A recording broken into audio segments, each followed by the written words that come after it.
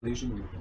Lembrando que leis de Newton são as leis fundamentais sobre a atuação do movimento dos corpos. Foi formulado pelo físico Isaac Newton. A primeira lei é conhecida como princípio da inércia.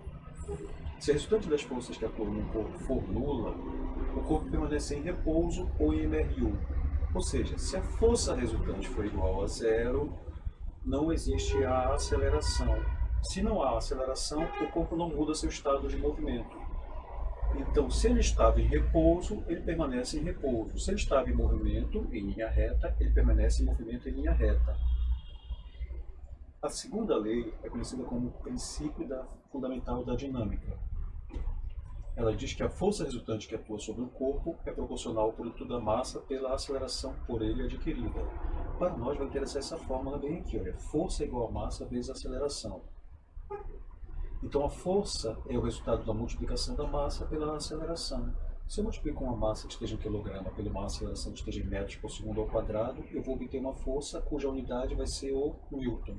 Então o Newton equivale ao quilograma vezes o metro por segundo ao quadrado.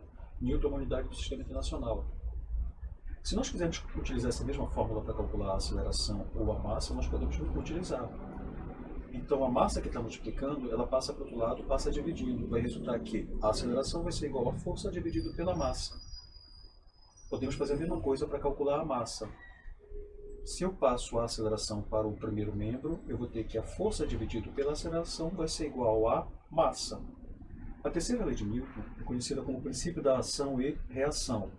A toda ação, força, há sempre uma reação, força oposta, de mesma direção e intensidade, porém com sentido contrário. O par ação e reação nunca se equilibra, pois as forças atuam em corpos diferentes.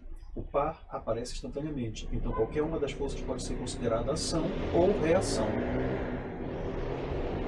Força resultante. Força resultante é o resultado da soma de todas as forças que atuam no corpo, né? É a chamada soma vetorial das forças atuantes sobre o corpo. E nós calculamos da seguinte forma, somando todas as forças, considerando os sinais, se elas têm sentidos opostos, elas têm sinais diferentes.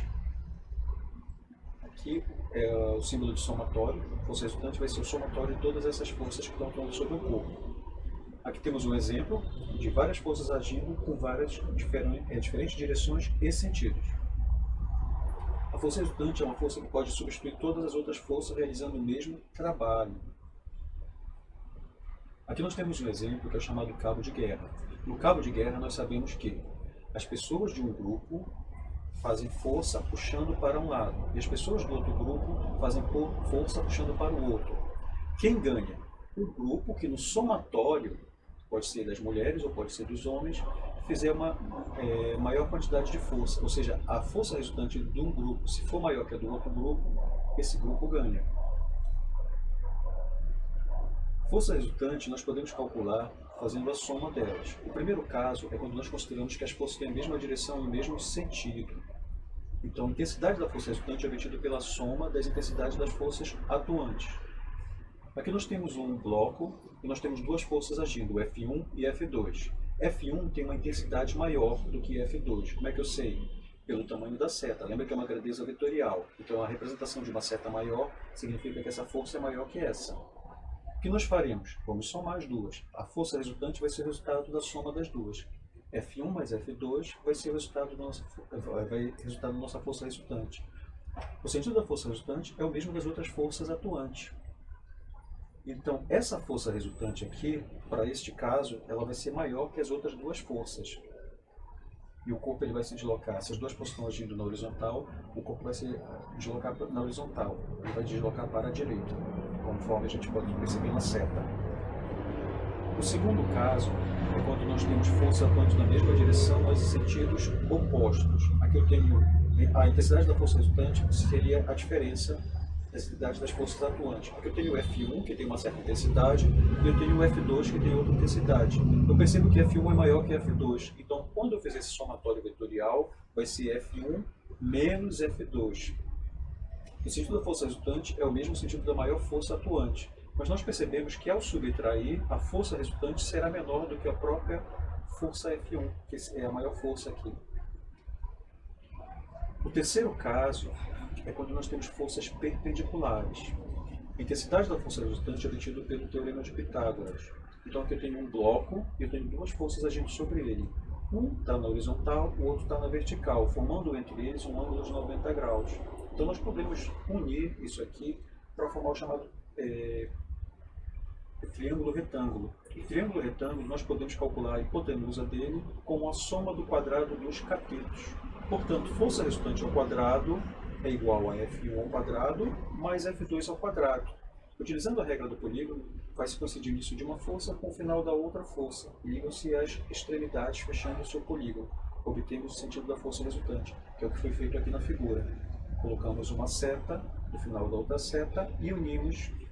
E essa seta azul aqui representa o sentido do movimento, que é a força resultante. O outro caso é quando nós temos forças que elas não são perpendiculares. Tem um errinho bem aqui, ó. Forças não perpendiculares. Então, elas formam um ângulo entre elas. Para resolver esse tipo de questão, nós teremos que utilizar a lei dos cossenos. A lei dos cossenos é calculada da seguinte forma. Força resultante ao quadrado é igual à primeira força ao quadrado mais a segunda força ao quadrado mais 2 vezes a primeira pela segunda mais o cosseno do ângulo que forma entre elas. Utilizando a regra do paralelograma, unimos os pontos de início dos vetores e calculamos a partir da equação acima e obtemos o sentido da força resultante. Então o que nós vamos fazer aqui? Usamos a regra do paralelograma. Aqui nós temos a força F2, paralelo a essa força está bem aqui. A força F1, o paralelo dela está bem aqui.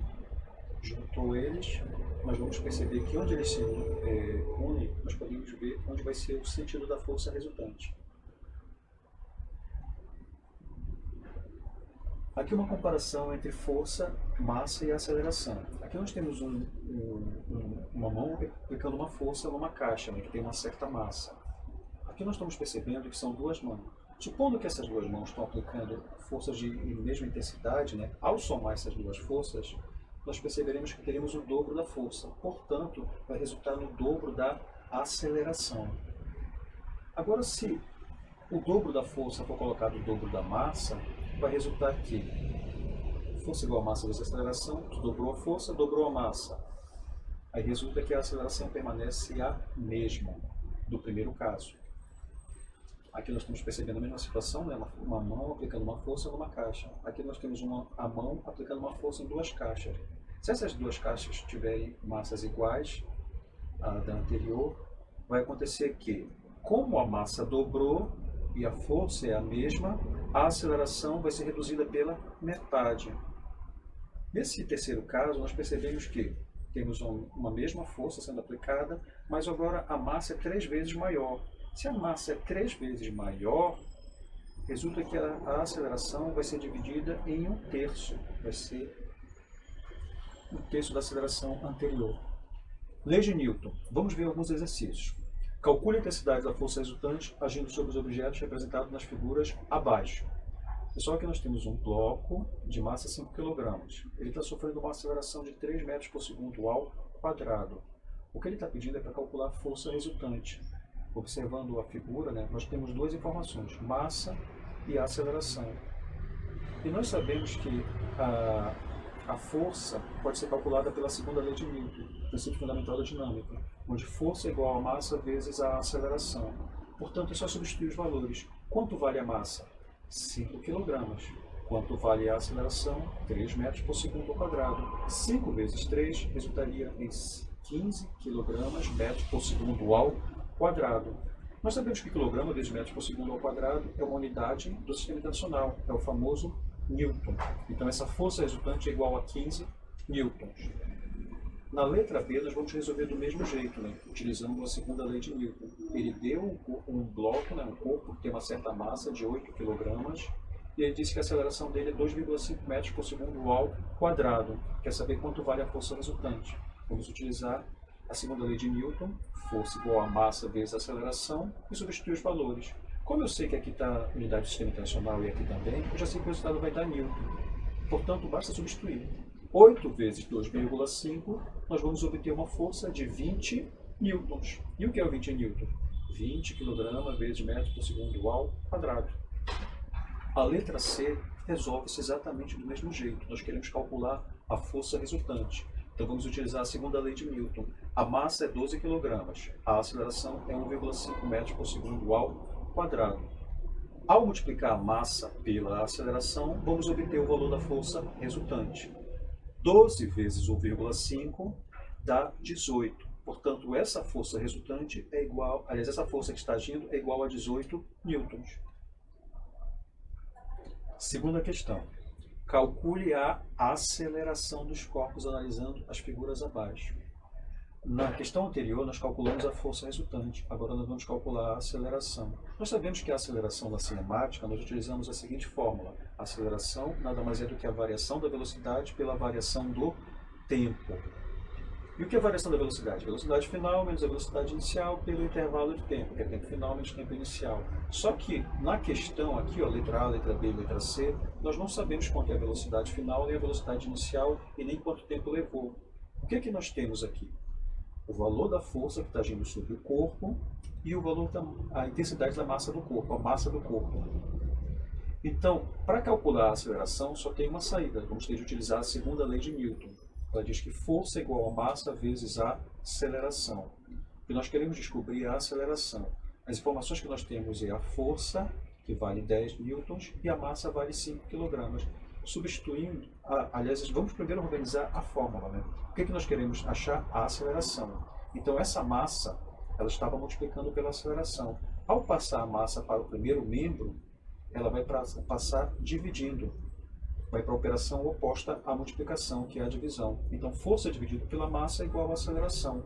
Portanto, a aceleração é igual a força dividido pela massa. Fazendo essa divisão de 10 dividido por 5, conta difícil essa, né? Vai dar uma aceleração de 2 metros por segundo ao quadrado. A próxima questão, a letra B, a gente vai resolver do mesmo jeito. Eu já sei que para mim calcular a aceleração, se eu tenho o valor da força e o valor da massa, basta utilizar a segunda lei de Newton. Se força igual a massa vezes a aceleração, portanto a aceleração é igual a força dividido pela massa. Vamos utilizar essa fórmula. Só lembrando que Newton é uma unidade do sistema nacional, que equivale a quilograma vezes metros por segundo ao quadrado. Aí por que deu 2 metros por segundo ao quadrado? Porque lembra que 10 newtons equivale a 10 kg metros por segundo ao quadrado. Então 10 kg metros por segundo ao quadrado, quilograma corta com quilograma, aí resulta somente no quê? Metros por segundo ao quadrado. Por isso que deu 2 metros por segundo ao quadrado. Agora vamos para a letra B. A força é de 24 newtons, a massa é 8 kg.